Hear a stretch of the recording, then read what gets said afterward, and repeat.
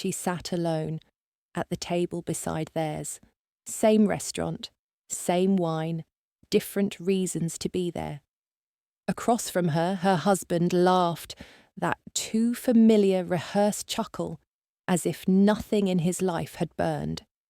The woman sitting with him tilted her head toward the candlelight, whispered something flirtatious, and he leaned in like they'd known each other forever. He hadn't noticed her, not yet. She wasn't here to cause a scene. No broken glass, no dramatic slaps, no shouting accusations across the table, just her presence and one folded piece of paper.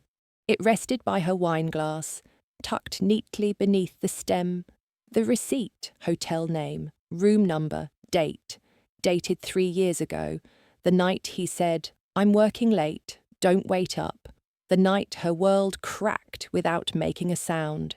She gently rotated her glass, watching the crimson swirl as if it could stir something deeper, clarity, maybe, or closure. Her phone buzzed once, a text from her best friend. "You don't have to go through with it, just walk away." She didn't reply, because walking away wasn't the point. Not anymore. She had already left. This wasn't about revenge. It wasn't even about him. It was about finishing the sentence she never got to say, and tonight she would finally say it. But to understand why, we need to go back to the night she found the receipt. The plate was cold, not because dinner was over, but because no one remembered to tell her it had started. Ava was 8. The room was full of noise, clinking glasses, grown-up laughter, the muffled sound of a TV in the background. But in her corner, quiet. She pulled out the chair slowly, its wooden legs dragging against the floor like a whisper no one heard. She sat at the kids' table. Though she was the only kid, the napkin was still folded, the food barely warm, the tablecloth bunched at one end like someone left in a rush. She looked across the room, caught her mother's eye for half a second, but her mother quickly turned back, smiling too widely at someone else, laughing just a little too loud. That was the moment Ava understood. You had to earn attention. You had to be good, polite, small, invisible, if needed.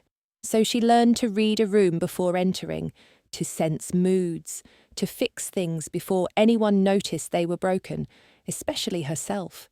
When her parents fought, she'd offer to wash dishes. When her mother cried, Ava would fold laundry, perfectly cornered. When her dad left, she said nothing, because no one had ever asked how she felt. Her pain learned to wear perfume, smile at the right times, apologize first, even when she didn't know why. By the time she turned 16, people called her mature for her age, but no one ever asked what it cost her.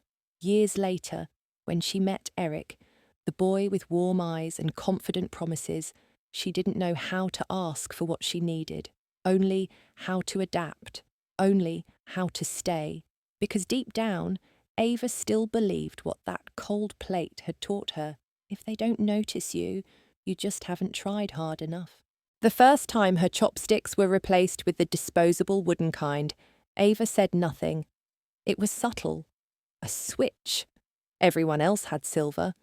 Her husband didn't notice, or maybe chose not to. She'd reach for soy sauce, and someone else's hand would beat her to it. Every time. Birthday dinner came. They brought out cake and a single candle. "For you, Mom," the daughter-in-law next to her said, lighting it for Ava's mother-in-law. No one looked at Ava, even though it was her birthday too. The family photo wall grew over time, new frames, new babies, trips to Disneyland. But Ava's picture, the one from her wedding, it quietly disappeared.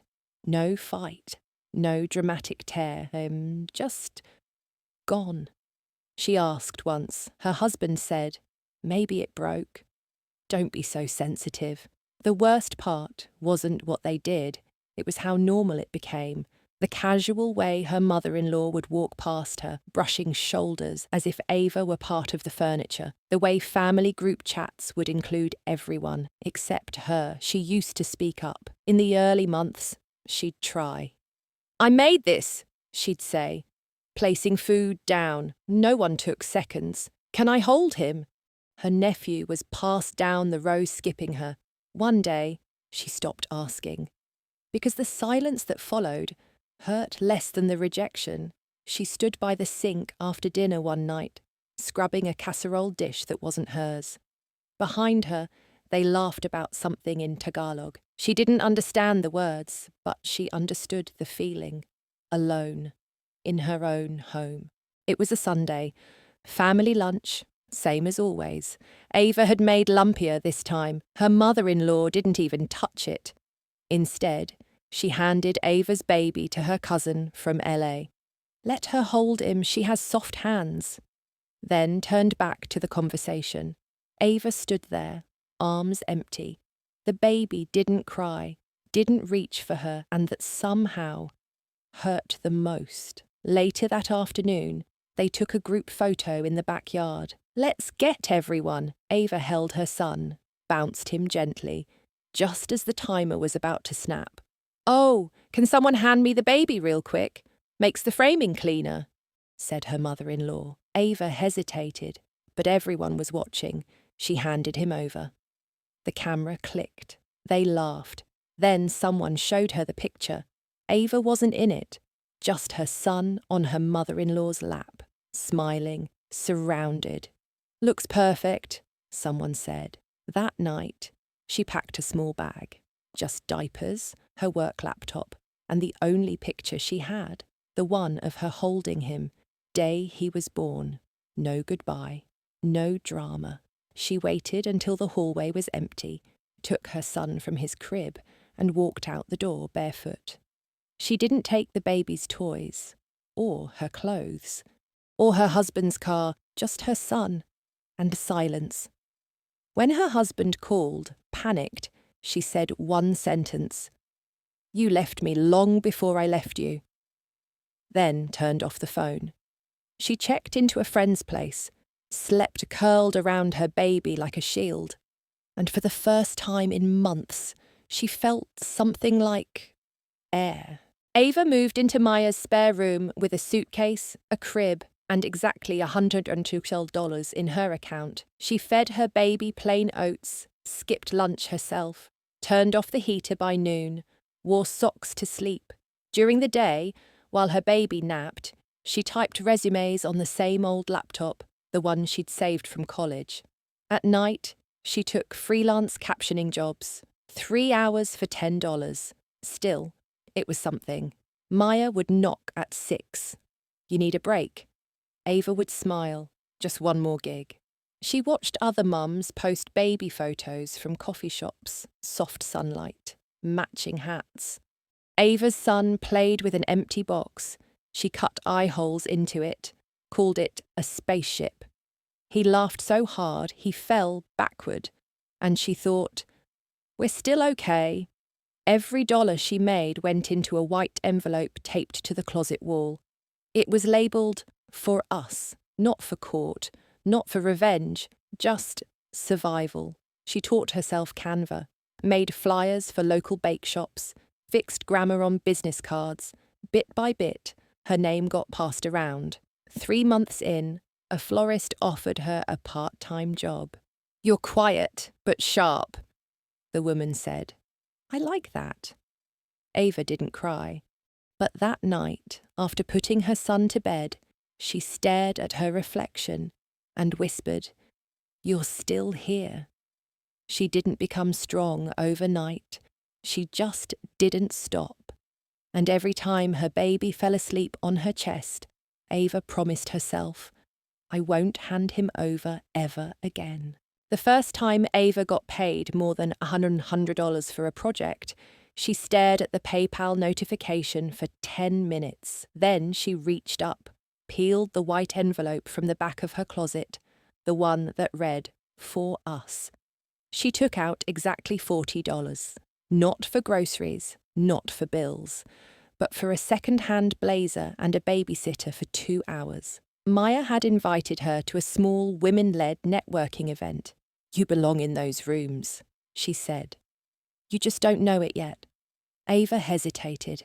Her hands trembled, putting on mascara for the first time in months. But when she walked into the room, no one looked twice. And maybe that was a win.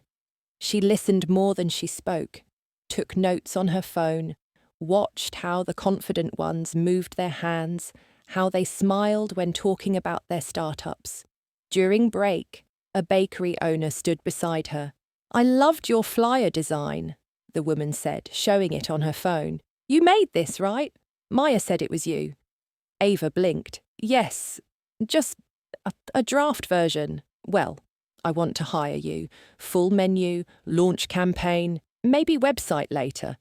Then, with a wink, "And I pay well." That night, Ava didn't fall asleep easily. She sat by her son's crib, laptop open on her knees, editing the menu like it was a love letter, not to the client, but to herself, to the girl who once believed she had no room in any room. At 1:04 a.m., she hit send, then whispered to the dark, "You're not invisible anymore." It wasn't overnight, but one day, Ava realised.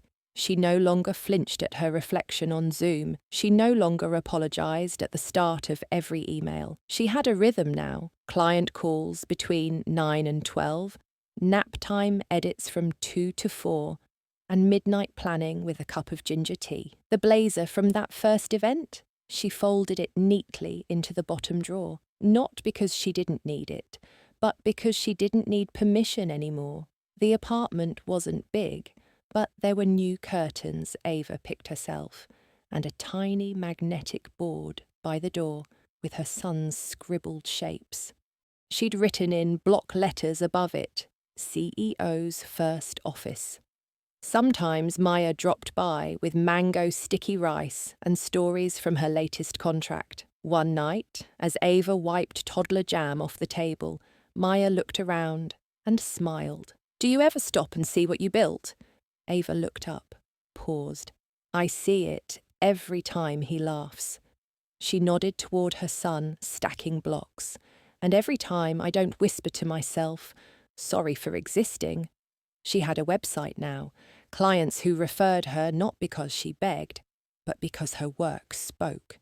But even in growth, there were echoes. Late-night emails from her ex, a check-in text from his mother that she never answered. The silence wasn't revenge, it was clarity. Ava didn't need closure. She became the person they didn't believe she could become, without needing them to clap for it. And when her son, with jam still on his chin, pointed to a flyer and said, "Mama made that," she smiled. "Yes, baby, Mama made that." And more. It arrived on a Thursday morning, the kind of Thursday where laundry was halfway folded and her son was giggling, spoon deep in yogurt. Ava tapped her email app without thinking. Subject: family dinner, 6 p.m. next Saturday. No message, no apology, just an attached calendar invite. She stared at it, not just the words, but the implication. Her name was listed right below her ex-husband's fiancé, and beside her name, "if she's free," in lowercase, like an afterthought. Ava sat back. The small apartment suddenly felt smaller. Her hands clenched slightly, not with anger, with recognition. They weren't inviting her, they were testing her. Did she still belong? Did she still hurt? She forwarded it to Maya. No subject line. Just, "Thoughts?" Maya replied in 5 seconds. "Are they insane? You don't owe them a thing." But then, Ava's son crawled into her lap, sticky and laughing. He held up a drawing, 3 stick figures, her, him, and someone else with long curly hair. "Who's this, sweetie?" He giggled. "Grandma says she's always in the family." It wasn't fair. To weaponize love like that, to use the softness of a child's world as leverage for control. Ava closed the laptop, stood up, paced once, then opened it again. She didn't hit decline, not yet.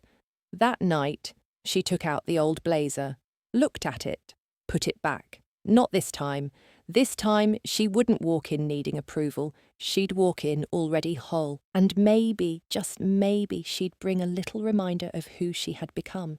Ava sat at the edge of her bed, emails still open on her phone. The screen dimmed, then locked. But the question didn't. Not just, should I go, but who would I be if I did? Maya called again. It's a setup. You know that, right? Ava nodded in silence. They didn't even say your name. Just bring her if she's around. That's not an invitation. That's a leash. Ava looked at the sketch pinned to the fridge. Her son had added another figure. It was her, in a dress, smiling. You gonna wear the blue one? He asked that morning. She hadn't answered. Later that day, while folding laundry, she found a baby sock tucked in the corner of a bedsheet. White, soft, barely bigger than her palm, her chest clenched. She remembered the first time her son called for his grandma instead of her, the way her mother-in-law would smile and say, "He just knows who's there for him, dear." That dinner wasn't just a meal. It was a mirror of everything they had taken and everything she had rebuilt. But did she really want to step back into their world, to sit at a table where every fork, every look, every polite smile was just another test? Still, what if not going meant surrender? What if her son asked why she stayed home? What if her silence taught him to shrink instead of speak? She opened the email again, hovered over decline, then over accept, then just closed it. The apartment was quiet, but her head wasn't. She texted Maya, "If I go, it won't be for them." And in her notebook, she wrote just 4 words, "Let them see me." Ava stood in front of her closet, the same blue dress she'd worn once, the last time she felt like herself, hung quietly, waiting. She touched the fabric, not fancy, not loud, but it fit. It still fit. On the counter, a white envelope, not the invitation, her own. Inside, a printed dinner reservation, table for 3. She had called the restaurant that morning, as close to the main banquet table as possible. The hostess paused. "You sure?" "I am." Maya stopped by that afternoon, dropping off makeup. "You know this is going to turn heads, right?" Ava smirked. "Good. Maybe this time they'll look me in the eye." Maya raised a brow, then handed over a small silver compact. "For courage," she said, then softer, "and because your son's going to remember this." That night, Ava sat at the kitchen table with her son. "Do I look okay?" He studied her. "You look like a boss." She laughed, then almost cried, but held it together. Final details. Reserved a table under her name. Double confirmed with the hostess. Brought her own bottle of wine. Printed photo of her and her son folded in her purse. Not for drama, not to prove anything, just in case she needed to remember who she was, in the mirror. She practiced one look, one smile, not too proud, not too soft. Something that said, "I'm here, and I never left." The front doors of the restaurant opened with a soft chime. She didn't rush. Her heels clicked steadily against the marble. Every sound echoed. Ava held her son's hand. He squeezed it just once. Didn't say a word, didn't need to. She wore the blue dress, not the loudest in the room, but people turned. Her ex-mother-in-law froze mid-toast, a crystal glass lifted like punctuation. One cousin actually dropped a fork. The chatter dimmed, not silence, but that awkward low murmur where every word is about you, but no one says your name. Ava smiled gently, as if nothing was wrong, as if she'd just arrived for lunch, not justice. Maya followed behind them, holding the bottle of wine Ava brought. She leaned in and whispered, "We're here, babe. Just breathe. But Ava was breathing. Deep, even. She wasn't here to shout. She was here to exist, to be seen. The hostess, recognizing her, motioned politely. "Ms. Parker, your table is ready." 3 steps away. Just close enough. Ava nodded. "Perfect." She pulled out a chair for her son, then sat with her back straight, chin lifted. Not to dominate, but to not shrink. Across the room, her ex-husband watched. He blinked slowly, like waking from a long nap. His girlfriend froze beside him. No one said a thing. And that silence, that was hers. The waiter poured water. No one reached for the glasses. Ava folded her napkin across her lap, slow and steady, as if this were just another Tuesday. Her ex-husband glanced at her, then quickly away, fixing his cufflink like it mattered. Across the table, his girlfriend whispered something, the kind of whisper you don't want anyone to hear, which of course meant Ava heard every syllable. Why is she even here? A cousin one she hadn't seen in 3 years, raised a glass halfway. Cheers everyone, to family." The word hung mid-air. Maya clinked her glass against Ava's, with quiet certainty. "To showing up." She said it soft, but Ava felt it loud. The mother-in-law cleared her throat. "You could have called first." Ava smiled. "You could have invited me." There was no edge in her voice, just truth. No need to fight for a chair she'd already earned. The little boy beside Ava took a bite of bread and looked up at the woman across the table. "You're the lady who said Mommy wasn't ready." Silence. She blinked. He kept eating. A server passed by with cake samples. Maya picked one, leaned toward Ava. "They all look confused. You okay?" Ava nodded, but didn't take cake. She wasn't here for sweetness. A guest nearby muttered, "She has nerve showing up like this." Another answered, "Maybe it's not nerve. Maybe it's clarity." Someone at the far end chuckled, and it cracked the room. Not laughter, not warmth, just release. The sound people make when they don't know what else to do.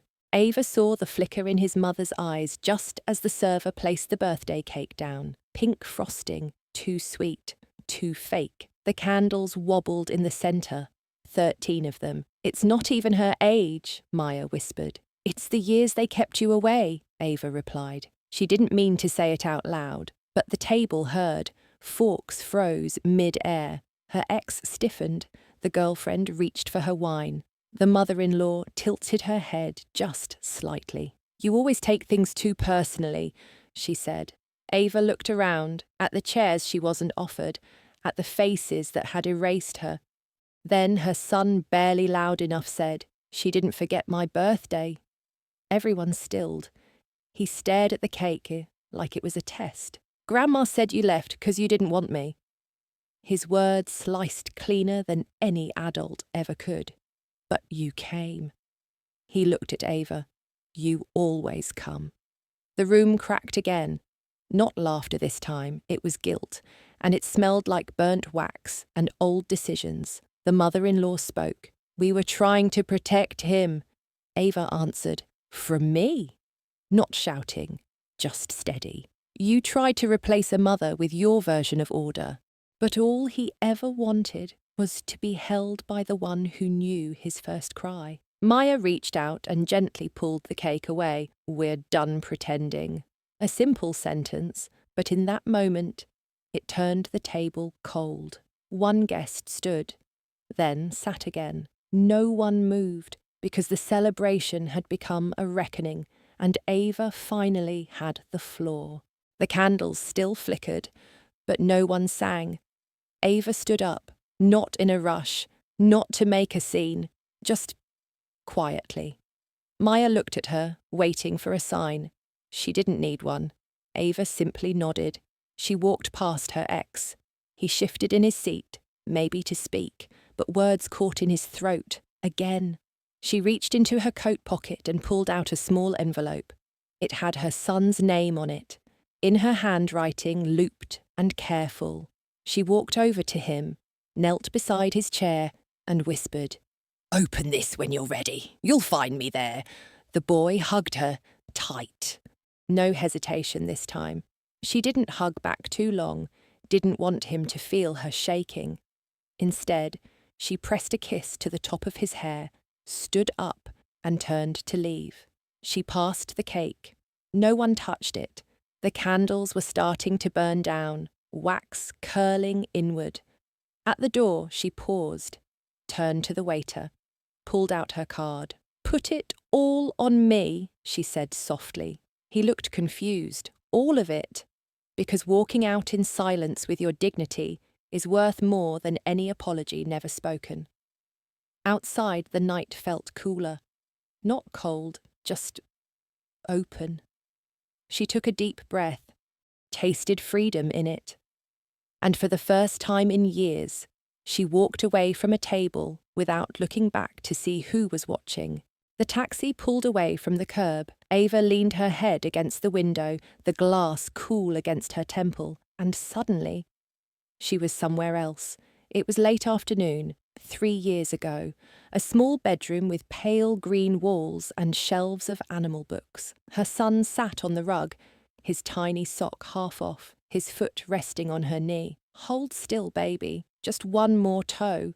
He giggled, wiggled again. She clipped it anyway, smiling at the triumph of mothers everywhere. Then a knock at the door, too soft to be urgent, too calm to be kind. Ava opened it. Her mother-in-law stood with 2 officers behind her. "It's temporary," she said, "until you get help." Her son clung to her leg. She could still feel the pressure, small hands digging into the denim of her jeans. "Mama?" he asked, her voice cracked. "It's okay. I'll see you soon, I promise." But she didn't. Not for a long time. Back in the taxi, Ava exhaled. The window fogged up where her breath met the glass. She reached into her purse, pulled out something soft, the same pair of tiny socks, still rolled up, still smelling faintly of baby powder and old hope. She never washed them, never dared. Her fingers pressed the fabric gently. A silent vow. A reminder that she was a mother, even when no one let her be one, and that promise. It didn't end that night. It lived in every step she took to get here, in every page she read about custody, in every sleepless night she spent imagining how he was doing without her. Ava sat quietly outside the courthouse. The hearing was over. Nothing explosive happened. No outbursts, no grand speeches, just paperwork, a signature, shared custody, 1 week on, 1 week off. It wasn't perfect. But it was something. Her lawyer had already left. So had her ex-husband. And her mother-in-law. She didn't expect them to wait. She stayed. The afternoon sun filtered through the concrete columns.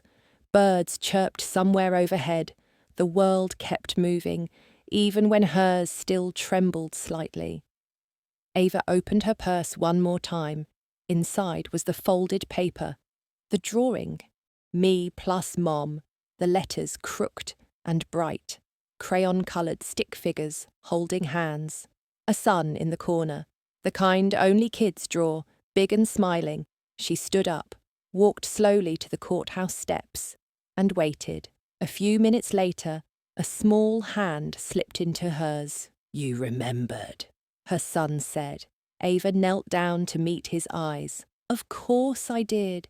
She reached into her purse, pulled out the drawing, and placed it gently into his backpack. "This belongs with you now." He looked confused. "But you always kept it." She smiled. "I don't need it to remember anymore." "Because you're here." He didn't say anything, just looked at her for a long moment, then hugged her. Not tight, but long enough.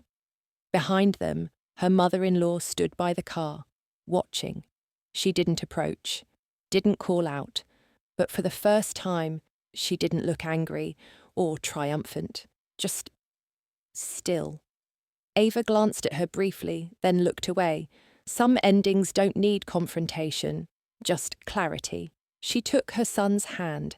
They walked down the steps together, not as a victim, not as someone who got back what was stolen, but as a mother who found her voice and gave her child back a piece of his story. They passed the corner bakery on their way to the car. Ava paused. It wasn't just any bakery. It was the one her mother-in-law insisted on stopping by after Ava came home from the hospital, 3 days after giving birth, still swollen, still bleeding. "You stay in the car. I'll just grab something." She remembered that line. Ava had waited outside, holding the tiny baby in the back seat, her stitches aching, her chest full and leaking, while inside, her mother-in-law chatted with friends for almost 20 minutes. At the time, Ava thought, maybe I'm overreacting. Maybe she was just being helpful. Maybe it was normal to feel invisible after giving birth. Now, standing in front of the same shop, her son's hand warm in hers, Ava didn't feel invisible anymore. She felt present. "You want to go in?" she asked. He nodded. They stepped inside. The place was still bright, overfilled with sugary smells and pastel colours. A woman behind the counter smiled politely. Ava looked around. The same chipped tiles, the same cupcake posters. But the feeling was different. They ordered 2 hot chocolates. Sat by the window. Her son kicked his feet under the chair. Then he pulled something out of his bag. The drawing. "Can I put this in my school folder?" he asked. She smiled. "You can put it wherever you want." The drawing triggered something, not pain, just memory. She blinked, and suddenly she was back in that car seat, arms wrapped around a newborn, tears stuck behind her eyes because she didn't want to seem ungrateful. She had whispered then, "I just wanted someone to ask how I'm doing." Back then, no one did. Now, her son reached across the table. "You okay, Mom?" She blinked again. The memory faded. She was here now. And he, this boy with big eyes and a soft voice. He was asking the question she once begged to hear. She leaned forward, touched his hand. "Yeah, I'm okay. Actually, I'm really okay." Outside, the wind stirred. Inside, the past finally settled. Ava sat on the edge of her son's bed, folding the little drawing into his backpack for school. He had fallen asleep quickly, head buried beneath a pillow shaped like a bear, the same bear he used to clutch in court when she didn't know if she'd win. She held it now, fingers brushing against the stitched ear, still torn, still surviving. Downstairs, the house creaked with silence, and then a knock, not loud, not impatient, just hesitant. Ava opened the door. There she was, her ex-mother-in-law, older, smaller than Ava remembered.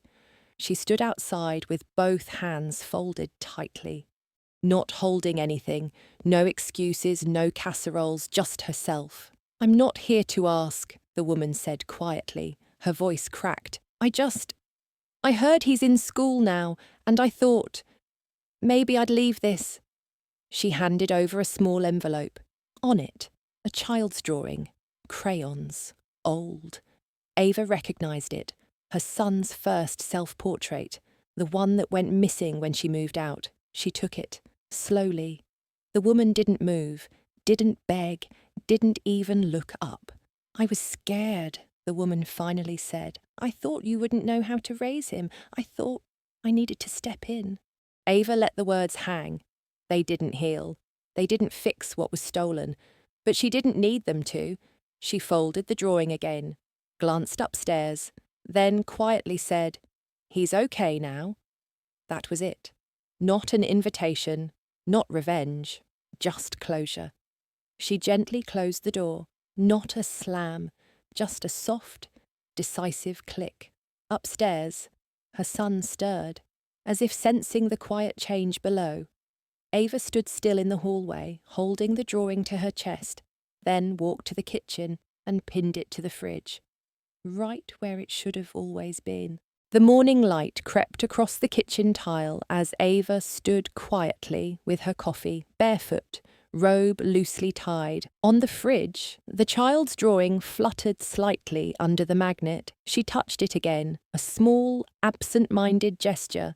Outside, the driveway remained empty. The birds had returned to the tree her son used to point at and name every morning. He was already gone for school. It was just her now, her and the echo of what had almost broken her. She walked to the front window, pulled back the curtain halfway, and saw. Down the block, a woman stood beside a car, still. Her mother-in-law. She wasn't looking up this time, just holding something in her hand, a plush bear. The same one Ava had returned after the court ruling.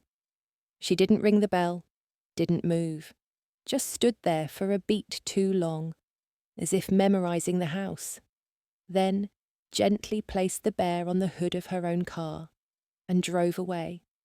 Ava didn't speak, didn't cry, didn't reach for the door. She simply stepped back from the window and let the curtain fall closed. In the hallway, a gust of air rustled a paper on the wall. The drawing. She walked over, read the little name written at the bottom, his first attempt at writing it himself. Still messy, still beautiful. She smiled, but not with joy, with acceptance, with a strange, soft peace. She walked down the hall, past the closet where her old suitcase sat, the same one she carried the day she left that house, then paused. She opened the closet, pulled it out, and from the front pocket took out the last photo from before court, before custody, before silence. It was a family photo, not perfect, not posed, just human. She placed it in the drawer of her desk, not on display, but not thrown away either, because some stories don't need to be erased, they just need to be finished. They say some victories aloud, cheers, applause, announcements, but others are so quiet. You only notice them when you hear yourself breathe. 3 years ago, Ava left that house with shaking hands. Now, she stirred her coffee without spilling a drop. That's a kind of justice too. She didn't need a judge's gavel to feel like she'd won, didn't need her ex-husband's apology or her mother-in-law's confession. What she needed was to see her son smile when she picked him up after school, to see him run toward her without fear, without doubt, just love. She gave up on fixing the past, but she kept one promise to herself. She would never become the kind of woman who turned bitterness into legacy. So when she saw the old stuffed bear on the porch the next day, she didn't throw it out. She placed it gently in the toy bin, because her son remembered it. And maybe that was enough. We all carry scars, some from others, some from the things we let happen too long. But there comes a day, if we're lucky, when we stop trying to be right and start trying to be whole. And when that day comes, you won't need revenge. You'll just need a quiet room, a warm mug, and a reflection in the window that no longer flinches. Tell me, have you ever been so hurt you planned a perfect comeback, only to find, years later, that silence said it better?